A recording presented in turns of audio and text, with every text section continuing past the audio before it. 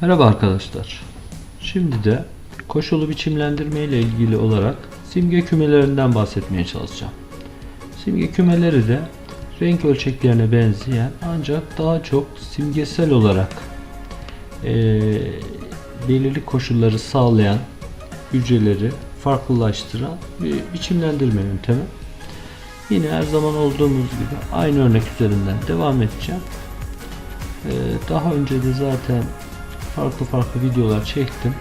Bu videoların linkini de paylaşacağım sizinle. Şimdi de simge kümelerini anlatmaya çalışalım. Gene hücrelerimi seçiyorum. Daha sonra simge kümeleri diyorum.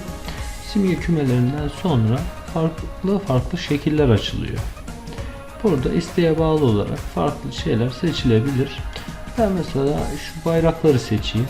Bayrakları seçelim. Gördüğünüz gibi varsayılan olarak belirli değerlere sahip hücreleri Excel otomatik olarak biçimlendirdi. Ancak ben kuralları yöneti seçerek kuralları düzenle diyorum ve kendi istediğim formata çevirmeye çalışacağım. Şimdi ilk önce benden 3 tane değer olduğu için üçlü bir yapı var.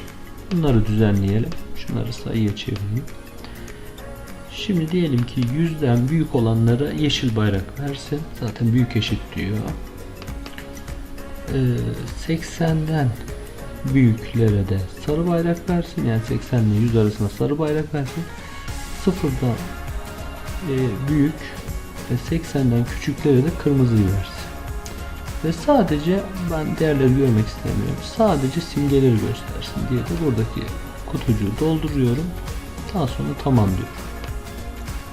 Uygula diyorum. Tamam diyorum. Gördüğünüz gibi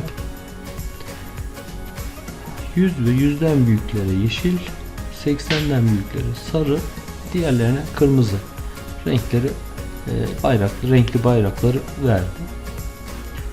Bu da aslında benim en favori, en çok tuttuğum, tablolarım en çok kullandığım koşulu biçimlendirmelerden.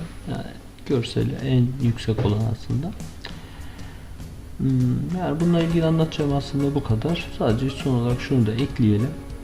Kuralları temizle diyerek ve seçili hücrelerden kuralları temizle diyerek eski orijinal halimize döndürebiliyoruz. Beni izlediğiniz için teşekkür ederim. Umarım faydalı olmuştur. İyi günler.